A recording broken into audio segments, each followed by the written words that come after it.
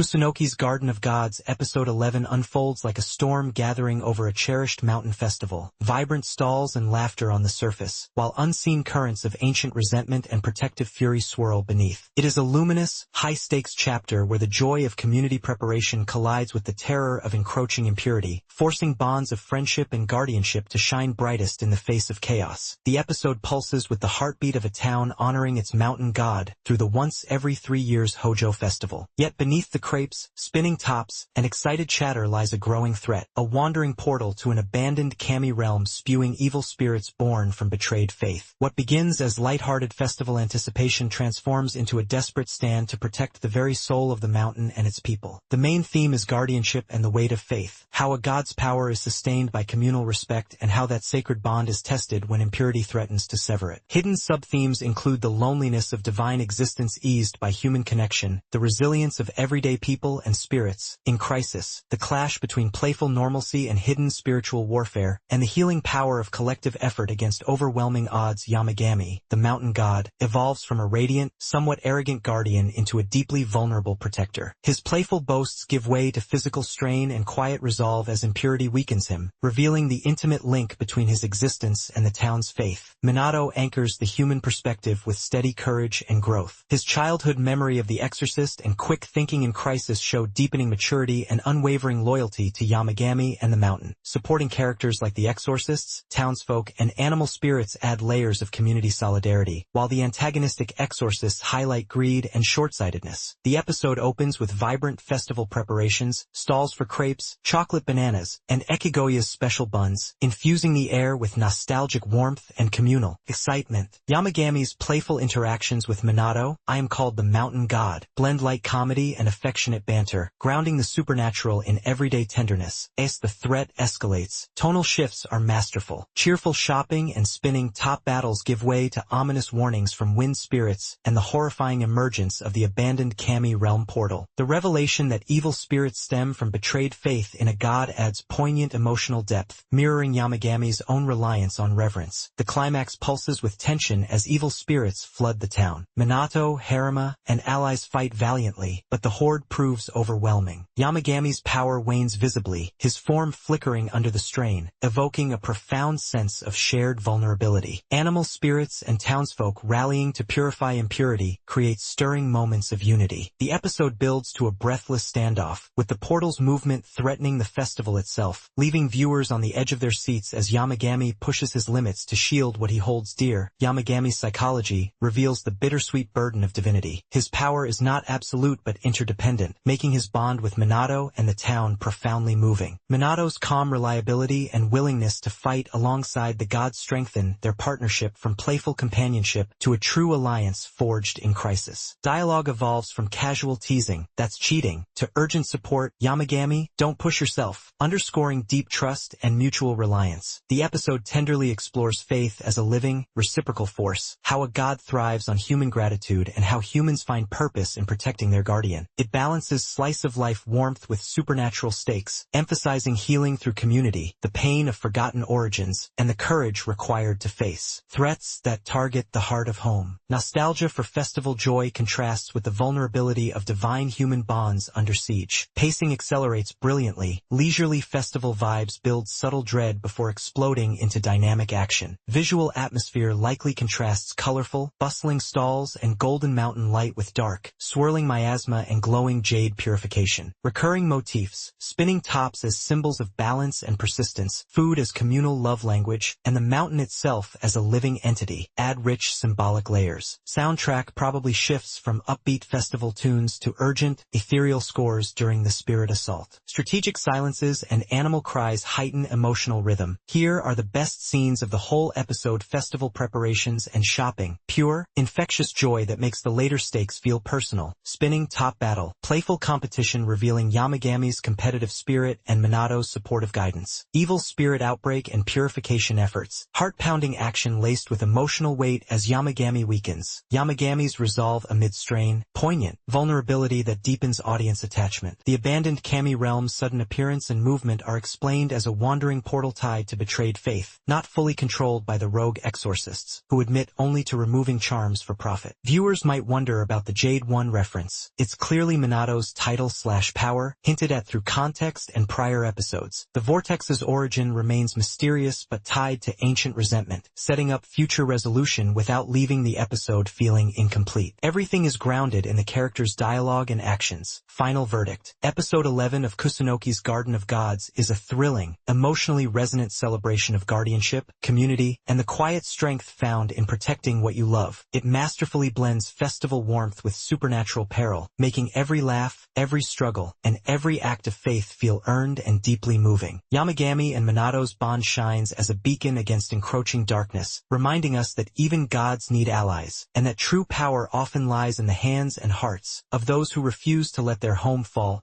By the end, you're left breathless, hopeful, and utterly invested in the mountain's fate and the festival's success. This is supernatural slice of life at its finest, heartfelt, exciting, and profoundly human and divine. A standout episode that leaves you desperately eager for the climax, whispering prayers for the guardian who carries an entire town's faith on his shoulders. Kusunoki's Garden of Gods continues to enchant with stories that linger like festival lanterns, warm, resilient, and full of light against the night.